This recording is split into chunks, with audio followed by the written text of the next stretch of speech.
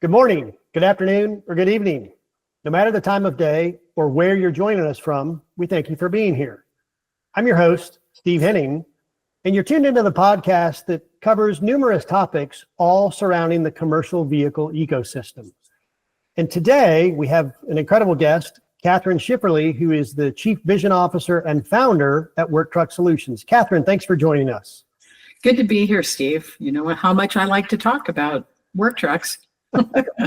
I've experienced that once or twice. Yes, I do. And quite frankly, I appreciate your passion, and I think the audience will as well. All right.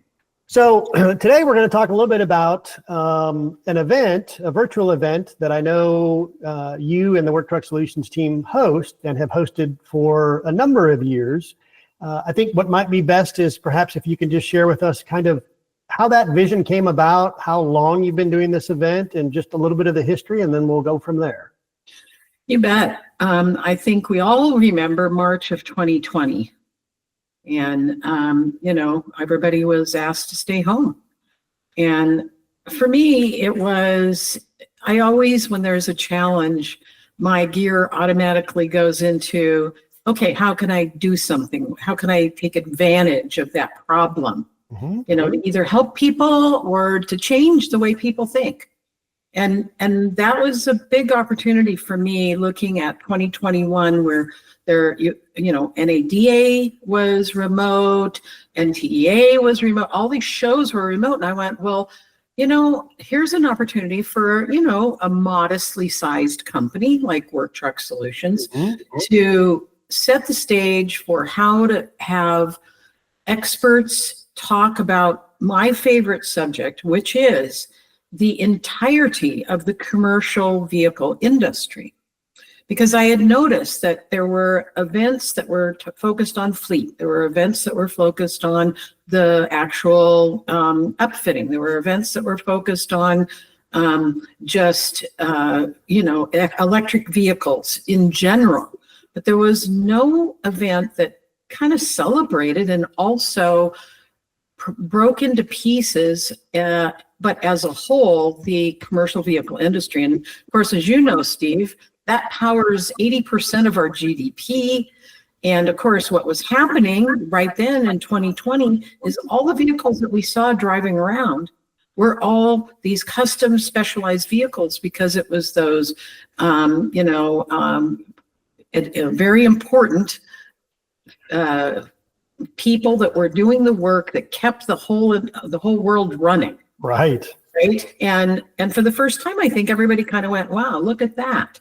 And of course, it was also a time when delivery was starting to become a huge focus. So I think all of those things kind of led to a validation of the concept. And yeah, I know, because I've been in publishing and in media and in marketing for a long time. I really felt that if we were going to do something as a virtual event, we really needed to hire professionals to help us with that.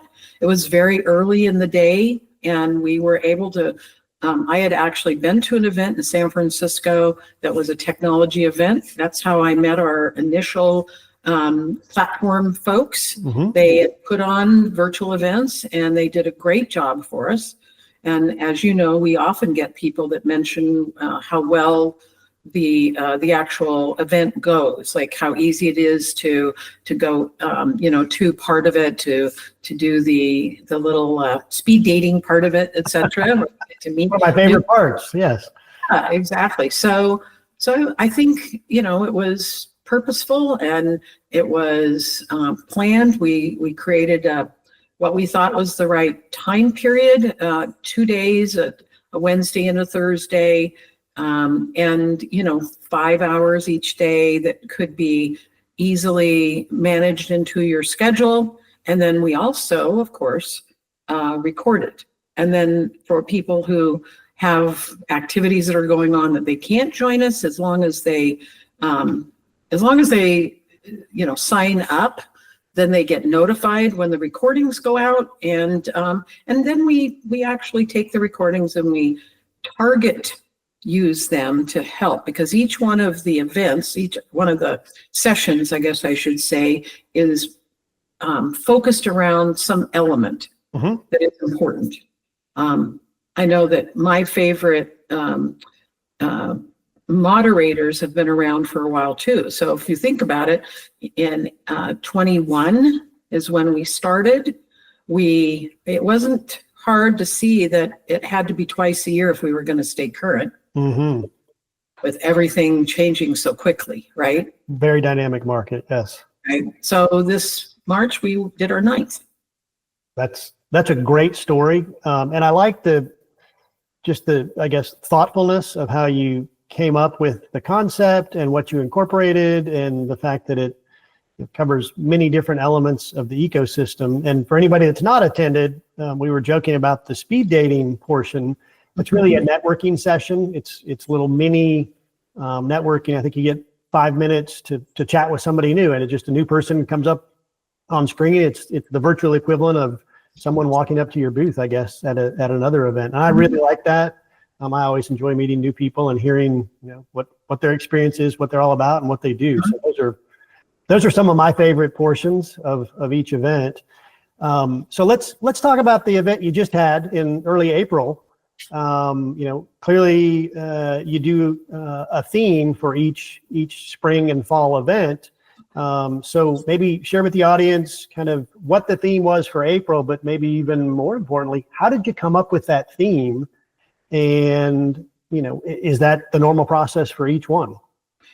I think that the process is really kind of hidden to people unless they've come every time, because for me, it's been a journey. It's like, what should we be thinking about? And over time, how does that progress to the next thing? So as you know, last year, the first event, the spring event, was connecting the dots. And before that, we had themes around what was important during COVID and what was important coming out of the pandemic. Right. And then, this concept of being greater than one. Mm-hmm. And so we did connecting the dots. And then in the fall, we did reciprocity, which, yes, I can say, but many of us had challenges with reciprocity. But for me, it was important because it's really that concept of, when you pay forward, you get things back, really. And so this was, I thought, the natural extension of especially those two lead ups, which is, building the future together. And I feel right now that a lot of that is happening in the industry, that there's,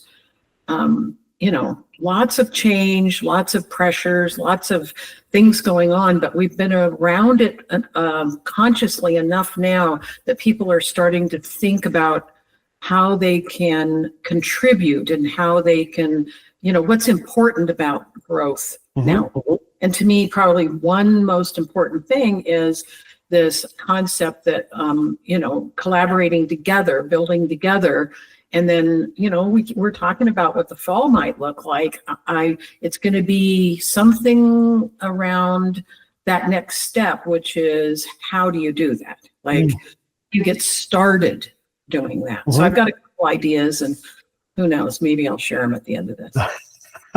Okay, well, we'll stick around for the whole thing. That's right. Come back and we'll talk about it at the end. That was one of my questions, so we'll get back to that. So, thinking of the most recent one, I realize you have just a variety of speakers, panelists, and so forth, but maybe if there's a couple that stood out, and I realize they're all terrific and everybody brings something different, so I'm not asking you to pick a favorite. That's not my point. I think my point really is, what are a couple of names that perhaps stood out to you and some of the key takeaways that you personally took, or that you heard from others that they took away from the spring event this year?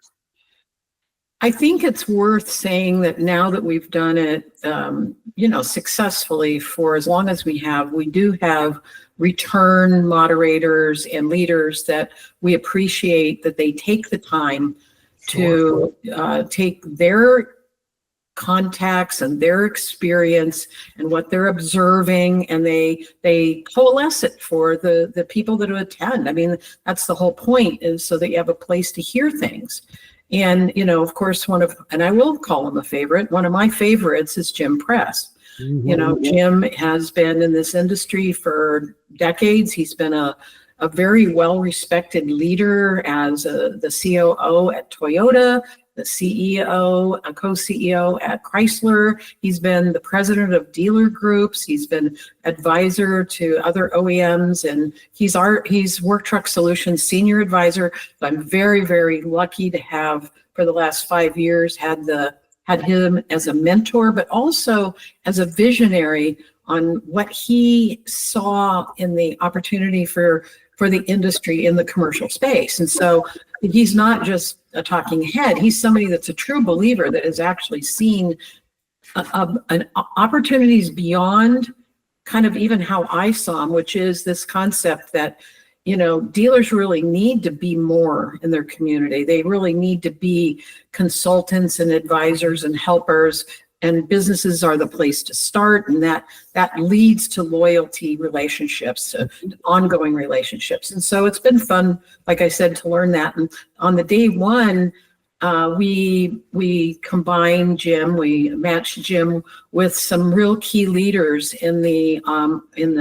on the more building side, I would say, Jennifer Costable at GM, the senior vice president of sales and marketing at Knapheide, the largest body manufacturer, Mondar Diggy, and Kirk Mann, who's the senior vice president at Mitsubishi HC Capital, so it kind of gives this really 360 view from all of these seniors that talk about what's actually happening and how are they going to be affected by things like tariffs and stuff. And I'm not going to give it away because, if you want to go and listen to this session, which is phenomenal, you can go and see it on our YouTube channel.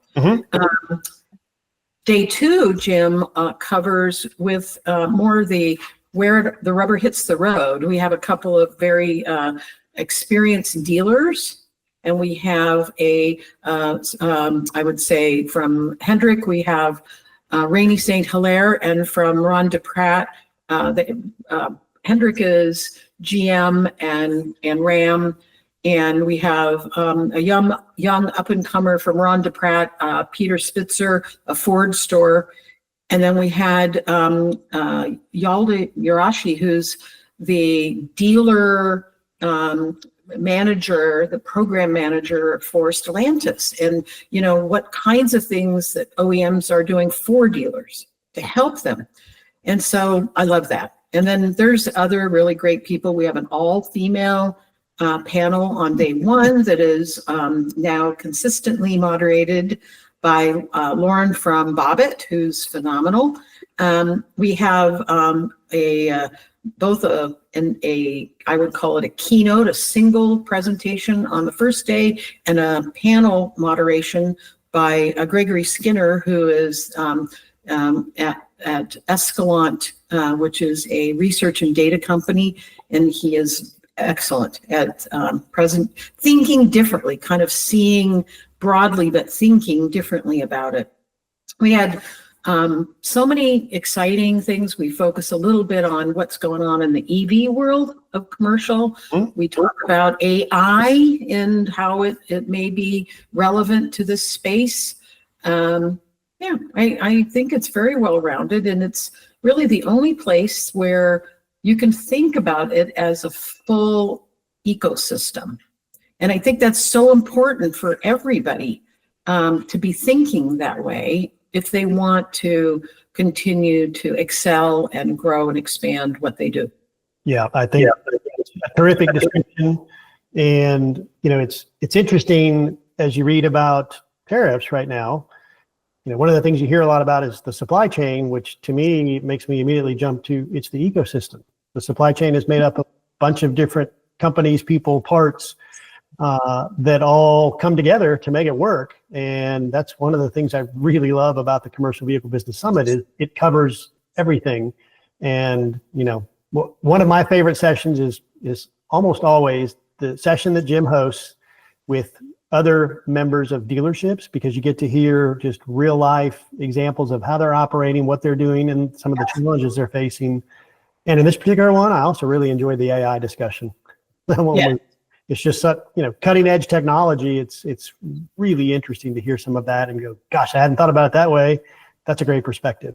So yeah, we tend to cover a little bit at the start, just on the state of the industry. And then we do a little futurism stuff, and I think it's to me, I look at it as kind of a flow of through where you start and you go through, and if you sat through the whole thing, you'd have this beautiful picture. From many different participants, different kinds of companies, different roles in the companies, etc. So, if you don't get to attend or you don't get to sit and watch through it, you might want to every week just listen to one of the programs, one of the sessions. that's a great suggestion. And what we'll do in the podcast here is we'll put information. I know you mentioned it's on the Work Truck Solutions YouTube channel, but we'll put a link. Mm-hmm. Make it really easy for anybody who's interested that wants to go check it out. And I think you should, but that way they can get to it very easily. Now, let's go back to the topic. You teased a little bit about, well, maybe you'll share something about what's coming up in the fall. So now's the time. If you would you share a little bit about at least what you're thinking about? We won't hold you to it, but I would guess. Actually, I'll go one step further and say, why don't I invite anybody who's actually watching this to jump in with both feet with ideas? Because to me, when you start with building the future together and holding hands, like the next step is, how are we going to do that? And I've got two directions that I'm kind of thinking about right now. One of them is what I would call practicality. Mm-hmm. And so that's a possibility, something along the lines of practical pragmatism, maybe the concept of where do we start, the low-hanging fruit? How do you, maybe even into how do you get people to change a little bit in some of the sessions, right? Mm-hmm. And the other one is more around the theme that we're hearing a lot also, which is this concept of being consultative. And, this whole idea, and so maybe they're intertwined or maybe they're not, but this whole concept that it's not enough right now or anymore, and maybe never again, to just be selling stuff. You need to be a contributor to the value that you're delivering. You need to help the customer gain value more than just that single one-time purchase of that one thing, or you're not going to be successful, because our lives have gotten so complicated that, we can't, businesses can't afford to do all of these one-off things. They need help. And to me, that's one of my favorite subjects of all time. How about that, right? Being a resource or being a partner, that makes just total sense. Yep. Okay. So if anybody that didn't hear it, one of the things Kathryn said was, if you have ideas for future topics and so forth, send them her way. And as I mentioned, we'll put a link in here to anyone that wants to go check out the recordings from the spring event. And maybe let's wrap up with this. So your fall event is obviously months away. I don't believe there's necessarily a registration link yet, but if somebody's interested, how do they make sure, or what should they be on the lookout for to ensure that they, when that is announced, the theme, the dates, the ability to register, how do they make sure that they're part of that? Right now, go put it on your calendar for October 8th and 9th. Perfect. I think that's the first thing. Yep. And then, honestly, you could send a note to info@worktrucksolutions.com and just say that you want to be on the list if you aren't already. And the other thing I want to mention is, I would also love to hear about people that you might have seen speak somewhere, or that you may know personally, that you think would be great on a panel, or if you'd like to be on a panel. I think that would be, so, we got time. Talk to us. That's a great idea. Yeah. What better endorsement than someone else saying, I saw this person and they would be a terrific addition. Yeah. Well, we rotate. We have a lot of the same moderators, but we rotate the people significantly, and we come up with our themes sometimes because of who we have, and sometimes we go find the people because we have the theme. Makes sense. Well, Kathryn, thanks again for joining us. And quite honestly, thanks for putting together the Commercial Vehicle Business Summit for the commercial ecosystem. Nobody else has done it. Clearly you were You were a trendsetter, and from what I know, it's definitely caught on and gets more and more popular every time. Thanks, Steve.